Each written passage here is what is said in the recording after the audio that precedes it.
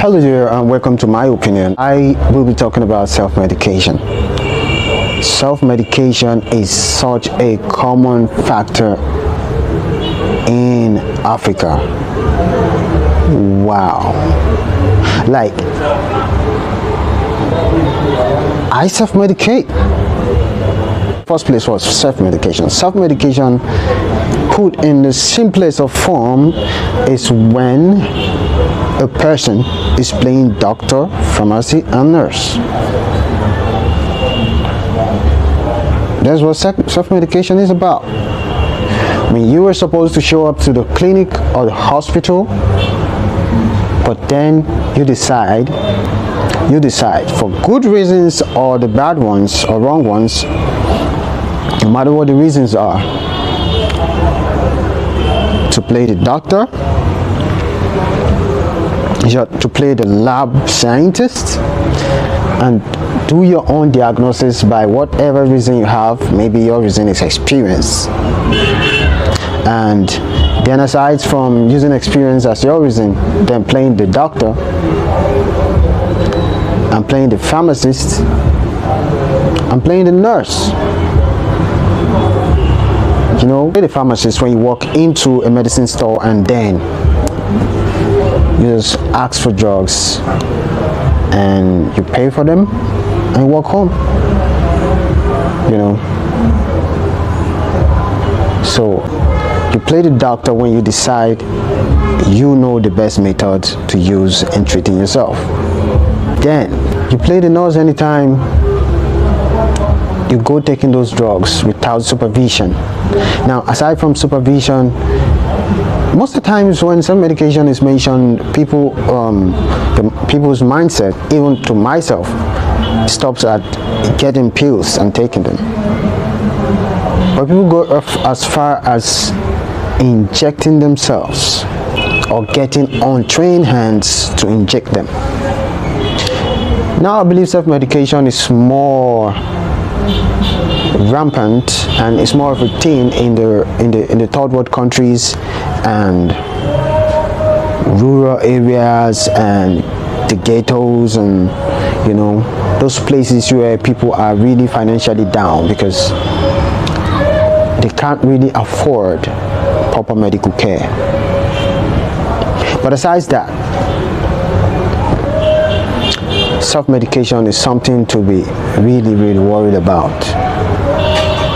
For example, I have friends who have traveled out to Europe and the US, and there are situations that have come up and they were like, man, it's so hard to get medication down here. If I need to get medication down here, I would have to go to the hospital. I have to see the doctor will have to instruct me to do this and do that.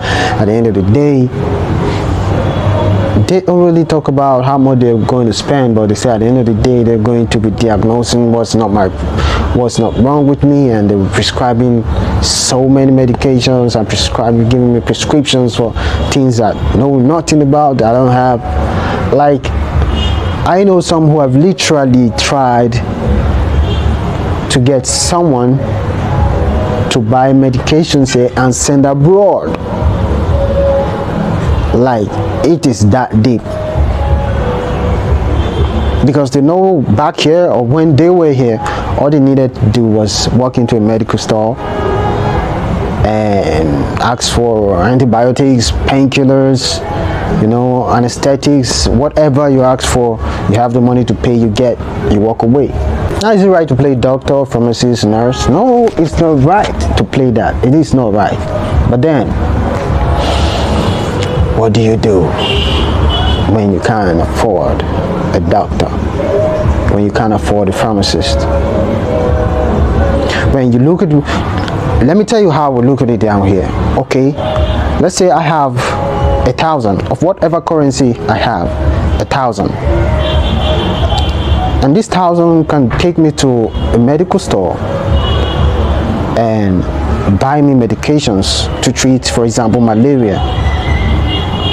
If you ask me to go to the hospital, that 1,000 naira will only buy me a card, a private hospital, because you know how it is here. The public hospitals are Another place for someone who has an option to go to. It's made for people who have no options. Back here in Africa, most of the African third world countries, I don't know if there's any African country that's not a third world nation, but the hospitals are meant for people who have no options. For everyone who has an option, they go to a private hospital. And for those who really have it, they fly abroad. They fly abroad to treat themselves. Even if it's for something as common as malaria, if they could afford to fly abroad to treat themselves, that's what they do. So the fight against self-medication back in the third world country is one thing you cannot really win. Because as we are walking to the medical store to get medications for what we feel is wrong with us, and that is how we are taking herbs that have been concocted by people with no form of qualification in alternative medicine. Those people who buy what they're told and cook it and mix it with the gin and whatever and hawk about the street for people to buy.